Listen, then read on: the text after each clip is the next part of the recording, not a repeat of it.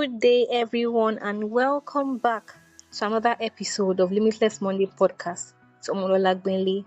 On today's episode, Mrs. Omolola, a leadership coach, will inspire us on a leadership skill that we need to grow and make progress in our organization: delegation. When was the last time you delegated?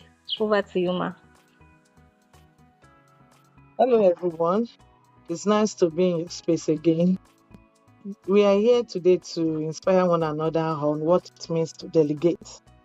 Let me start with a story. Sometimes this year, I was part of a team that they were organizing a program. We happens to be two people that pastor shared the vision with, and so we were the one that were running, the other teams. So I just found out that the other person that was also part of the person that the vision was shared with was running by himself. There's so many things to do. We're a church and we wanted to do a crusade, and the crusade entails, making of different things, making banners, advertising for the day, going for a walk whereby we will give out our flyers, sitting down to know who vendors that we need for different things, and so many things to be done. But we just realized that he was running by himself. And by the time he goes back and the pastor asks, how far with this? We said, oh, I forgot. I need to go. Oh, I forgot. So at a point, pastor has to say, oh, this guy is running by himself alone. Oh, he's so tired and nobody is helping him. I had to tell pastor, I said, sir, this guy does not know how to delegate. We have a lot of hands. We have different people that are leaders in their department that we can call in and solicit with them, discuss with them, and they can handle some things, but he doesn't know how to delegate. So this guy was dying under pressure. He was so overwhelmed and he was slowing down the work because we have a target, we have a date that we need to get this thing done and also put everything together for the crusade to take place. So he was just handling it until it got to that stage. I was overwhelmed. He was forgetting things. He was not doing things properly, that he was ready now to delegate.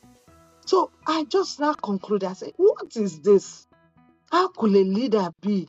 Delegation is the art of empowering another person to perform a specific task. You are empowering somebody. You are telling this person, I believe in you. I know you can do this. Go, do this for me. Go while I'm doing this. Do this while I'm doing that. This is to enable the manager to assume a more challenging role. He was supposed to handle a more challenging role, like, prayer sections, putting people that will lead prayers, which is the most important of all. He wasn't available for that. He was just running a task getter for all that things. So we find out that managers will just be handling the minute things that could have been handed over, delegate to someone else, and they assume a more challenging role to enhance productivity and increase revenue. Delegating amounts to giving control, authorization to a subordinate to act on your behalf, on behalf of the company. It does not have to be a subordinate. It could even be a teammate that required you to give the authority to do things on behalf of the other members so that other things can be taken care of. Most of the time, with what we find out is that managers don't delegate. It leads to sloppy achievements. Like I said, the guy was overwhelmed. We were not running, to meet up with the task and the date. Things will be slowed down. Production will be slowed down. If you are the kind of manager who wants to know how they sell a cup of rice, how a cup of beans goes, how water should be, how oil, how sugar, if you are like in a production place, like a fast food business, how could you as a manager wants to know all those things? It's not possible. It will slow down, because while you are saying you want to know, you will not release funds because you want to know first. You are supposed to have put a leader in place a leader that will be able to go forth, be in charge of those buying and who will come and give account to the management later. Micromanaging is the sister of non-delegation. This art kills business. It shortens the expansion rate. It cripples growth and causes unnecessary delay. That is it. Micromanaging is the sister of non-delegation. If you are micromanaging people, you wouldn't let them operate. You are just doing the same thing as one who refuses to delegate. Being a control freak is the major reason why delegation becomes very difficult for someone to attain. The value of a man does not decrease because you gave control or power away to a staff member. It only shows that you are a confident, reliable, and non-power driven person, but a success. When you delegate, it shows your value. It shows that you are not playing any hanky-panky games. You are not hiding anything. You are transparent. You are carrying other people along. You are confident of what you are doing. They cannot find any skeleton in your cupboard. Because majority of the reasons why some people can't delegate is because of those reasons. They feel, oh, we've been doing it. We've been buying it at so price. If I delegate it now, they will know that I'm making this kind of profit. They will know that I've been overshooting my price. They will know that I've been doing partial in one way or the other. These are the reasons that will make people not want to delegate. They just feel they're hiding something because that's the only way anybody can think. And it is common in organization. Some people will not be available for work and nobody will be able to access what they are doing. They are not available. They are not in the office. They can't be able to attend to a matter. And someone else is asked to go and do it. That person will not be able to access. It's as bad as that. Will not be able to access the computer, not be able to access what the person, to even know what the person so far has done.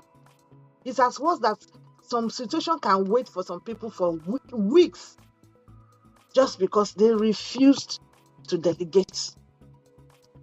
And that is what organization will ask you to hand over. Hand over if you are going on leave. Hand over if you are doing this. Some people you have to call them during the leave that, what's the password to Kineko? We want to access it. We want to do this. Some people just find it very difficult. And this kind of a thing just wastes time. When you delegate, it reduces waste and establish a great rapport among staff and management. It encourages critical thinking, which brings the creative problem-solving skill in you. It encourages creative problem-solving skill. You are developing it among other members. You are making them, look deep into themselves and realize that I could be called upon at any point in time to do this, so I should get prepared. I don't want to look like a fool. I should be ready. As a team member, you could be called upon to come and teach, to come and give reports on projects we are all doing together. Management can call from anywhere and say, those on that team, who can get us this information, this thing.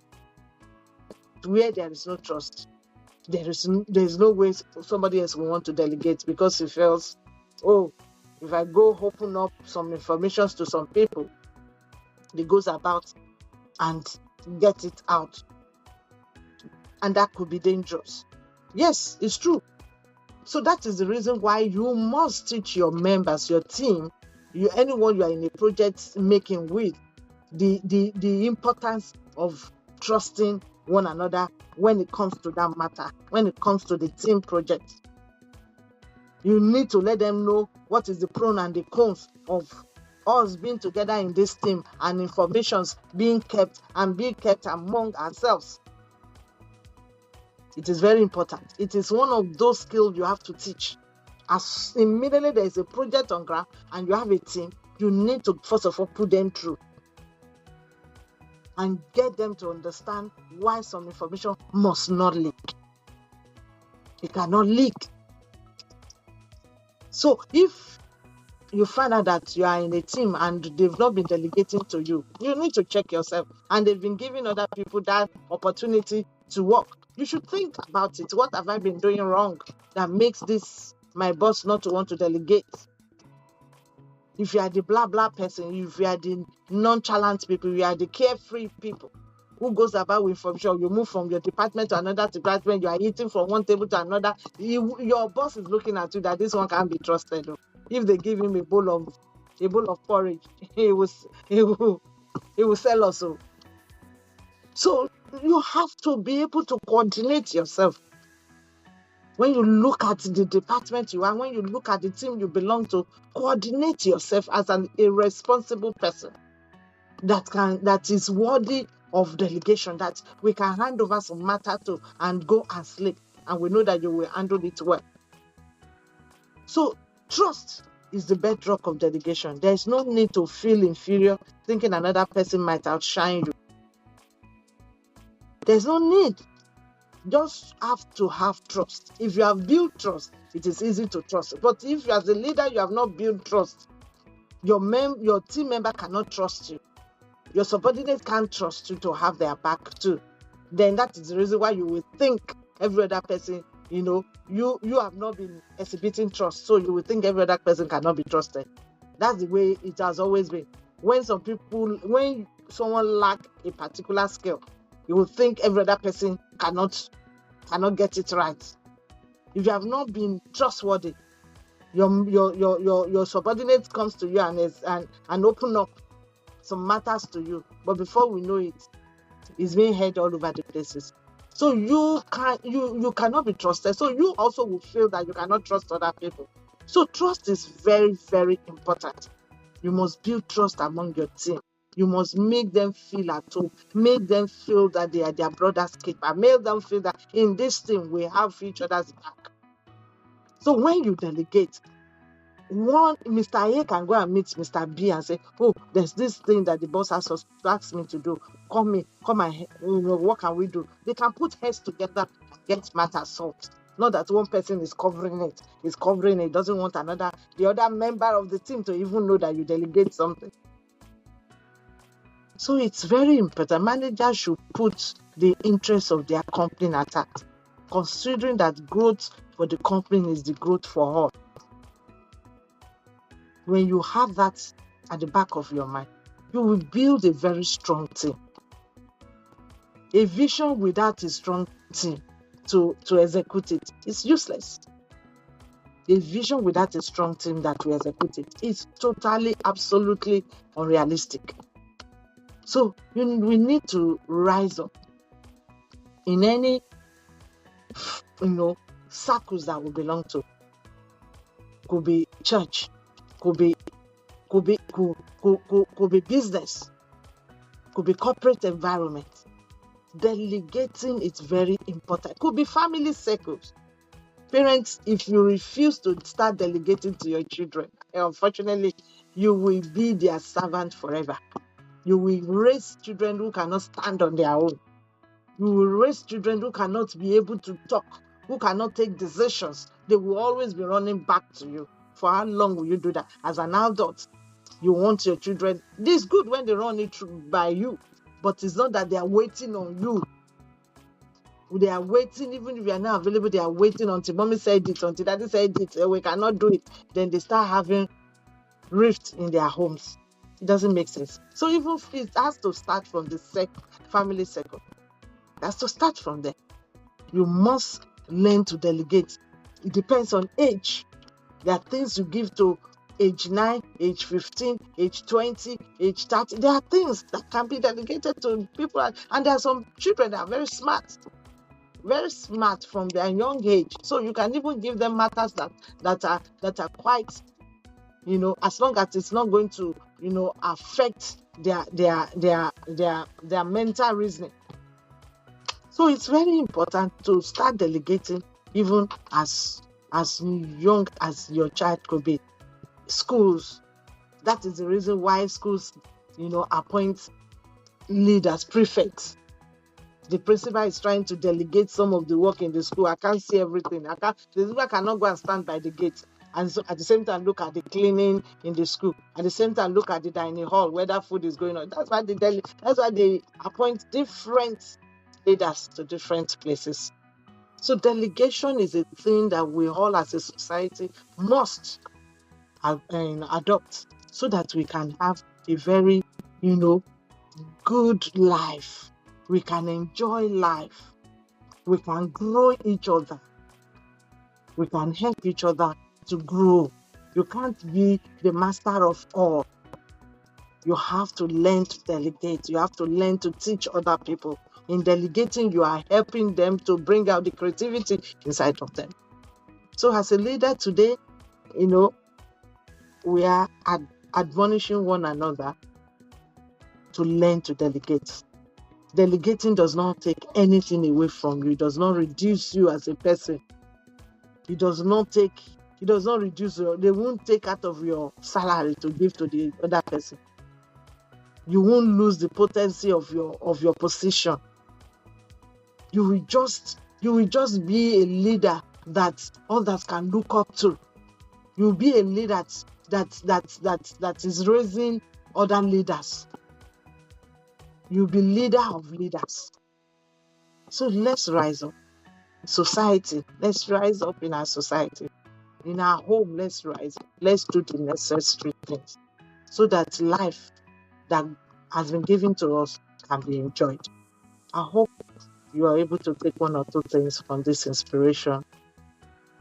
Have a good day. That's it. As you've heard, learn to delegate, grow yourself, and grow others.